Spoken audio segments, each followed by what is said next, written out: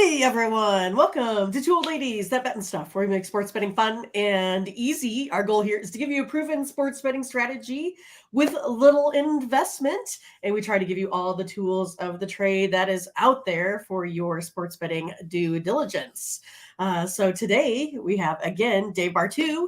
He's going to go over the EPA hot sheet for the WNBA today. So let's welcome Dave in. How are you? I'm doing good. We got 5 games, and what is the heck is up with the WNBA tipping these games off so bloody early? I know. I can barely Come on. open my The only thing that eyes. starts earlier is Olympics in China and the British Open. Right. Horrible. It is horrible, especially on like a random Monday morning. I think it was a 10 a.m. Central one is like the worst I've seen. Yeah, So there yeah, was we need to like get two these. people watching it. We need to get these games in the limelight. Today, though, they are kind of spread out pretty nice throughout the day, so you can enjoy your Father's Day. Happy Father's Day to you, Dave. I know you got a Thank you. couple of youngsters that aren't so young anymore. No, I'm way too old to have youngsters right now. So, Right. but yeah, we got 5 games, and like we've always talked about, is what we do here at EPA Sports is we're looking for an edge. This is just another layer of due diligence for the sports bettor. You can trail it, you can fade it, you can do whatever you want, but it's information, and I think it's of significant value. And for the right people using it in the right way, it can become profitable. Now, we've just finished our first full week of EPA sports projections for the WNBA. And for those who haven't followed along with this, we project 4 things per game. Obviously, game total and spreads, but we also project both team totals. And I like the team totals because we get good juice on these things. You get minus 105, minus 110, minus 115. If you look at the worksheet on juice that we put out, it is amazing how much your winning percentage has to go up with just a little extra juice. So, and that's also why we keep our subscription here as $1 a day, because the more you pay for information, that's more juice. We want to keep that at a low to try to keep everybody in the best odds to win. So let's start with Phoenix and Liberty. That's the first game up this morning. The EPA, huge edge for the Liberty from 3. This is projected as a 21-30 game from 3 in favor of the Liberty. There's 9 points right there. Inside the 3-point line, we got a 44-44 ball game. Not much difference in that. Liberty, we have them shooting 1.5 more free throws. So we got a 168.5 total. The open on this last night was 161.5. So pretty decent over in that. The spread opened at minus 10.5. And we've seen some really, really big moves in it. If you jumped on it last night like I did, you were at minus 10.5. And I think it moved up. What did it move up to this morning, Mindy? It was 12.5? Minus 12.5, yeah. And now it has kind of sunk back down into about 10.5 range. Go ahead. Right. And look at the EPA model, minus 12.47. So I love seeing these things in the model because we saw the line go right up to where the model expectation limit was, and boom, it bounced back down. So minus 10.5 Liberty. Everybody's going to have a little bit of a number there that's a little bit different. I think if you're under 12.5, you are on the right side of the EPA. Individual team totals, we got Phoenix at 70.1. The line is 75.5. So we are 78.1, line 75.5. So we are over on that total. And the Liberty, the EPA has them at 90.5. The opening line 87.5, over again. So we got 3 overs and a Liberty cover. Now, a little something about overs for everybody listening. Mindy, you know I love diving into the data, and I was sitting there last night and I was putting in the totals, and I was starting to look at all the game results from the week, and I was like, man, they really scored a lot on the weekend compared to the weekday. The average team scored 5 more points per game during the weekend games than during the week. Now, maybe that's an anomaly, right? Maybe that's an anomaly. But Do they play harder? Do they play faster? Do you get more whistles? Do you have refs that want to be seen more? Because these are bigger TV games, not Right. huge, but they're bigger TV games. Are we seeing a change mentally and on the court during the weekend? So something to keep track of. Because of that, I'm really happy being on the over in these games. So that's the first game. We got Chicago and Washington. This opened at 156 and -7.5 for Washington. I got from 3-point land, I got Yep. these teams dead even. I got Chicago by 0.3. So that's basically even. I do have Chicago by 2 points from inside the 3-point line. Now, here's the big one, though. This one kind of freaks me out because I don't see this as sustainable. I have Chicago projected for 8 free throws. That means Washington doesn't let teams go to the line very much. And it means Chicago in the last 3 games hasn't been going to the line. So you look at all the rest of the games, really the next lowest number is about 11. So there might be 3 points of play in there. That's a little bit concerning. And the reason being that I'm pointing this out is because the team total for Chicago is at 73.7 and the betting line is at 75.5. So we're under, but that's only 1.5. Now, you know me, Right. I'm going to bet every single one of these because I'm putting it out there and that's the way it works. But I think in my heart, I'd probably pass on that one because that one is really, really tight. As for Washington's total, I have them at 78.7, really comfortable with that. The Vegas line is at 80.5, so slightly under for both of these teams. That means the team total, I'm at 152.4. The Vegas line, as we said, is 156.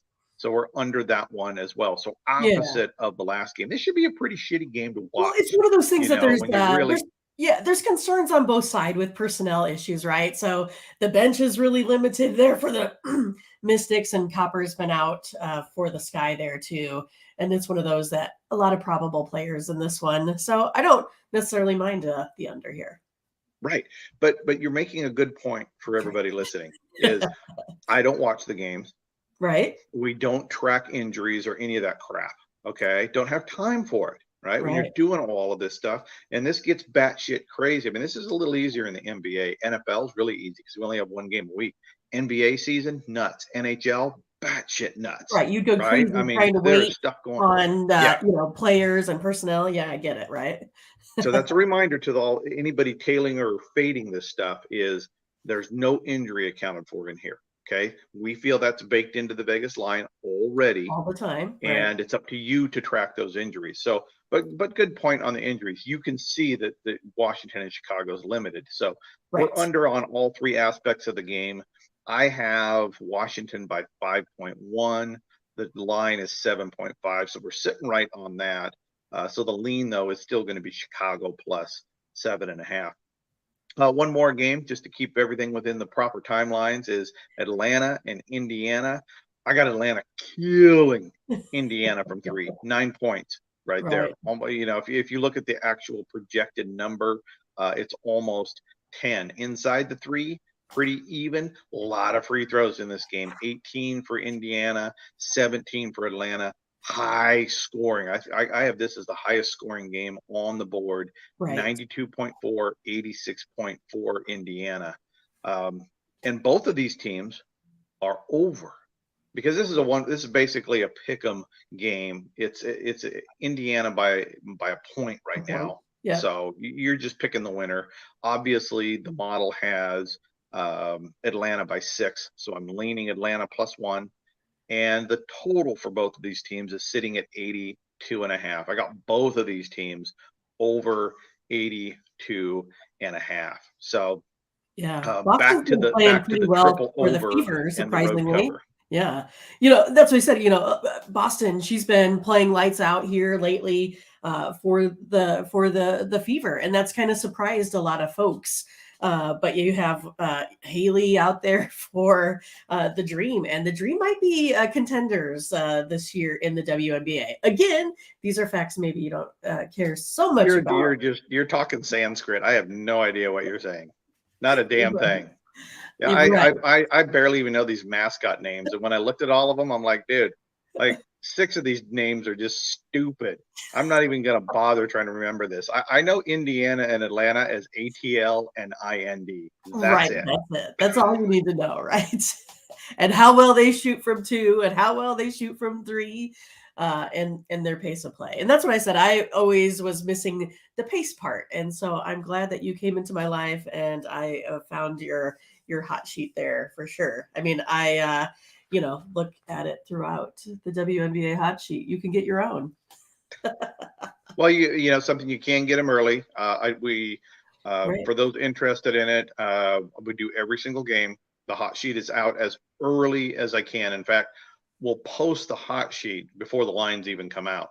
All of today's games were modeled yesterday morning, so everybody had the benefit of having these things Right. early. Like I said, it's only $1 a post, so we think it's a great value for sports better due diligence. People can go to patreon.com/EPA sports and sign up for that. You can sign up to get one sheet. You can sign up to get them all, but they'll be there every single game. And once the WNBA is over, it'll be there for the NFL. It'll be there for the the NBA. It'll be there for men's college basketball and the NHL. It's an absolutely fantastic tool for sports bettors.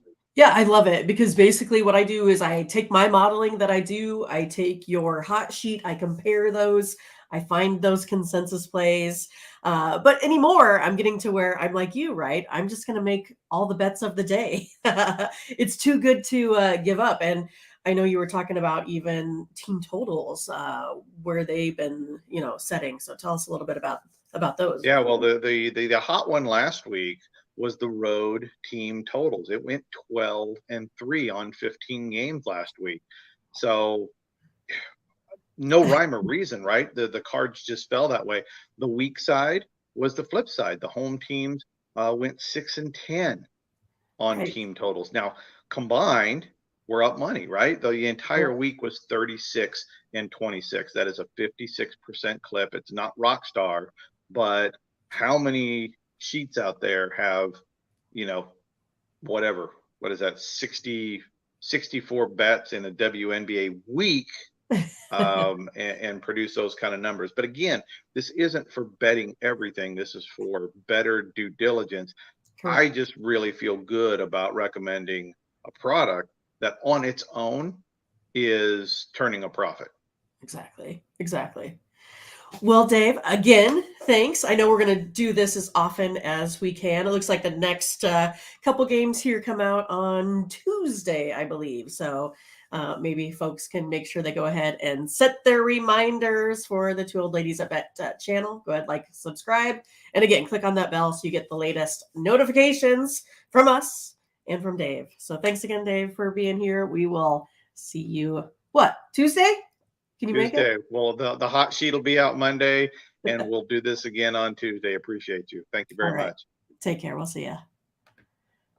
Well, thanks again for watching. Again, you can find the Two Old Ladies That Bet at our website, where we do have some premium plays that we make every day for you as a subscription service. You also get leans on every game in the Major League Baseball season right now.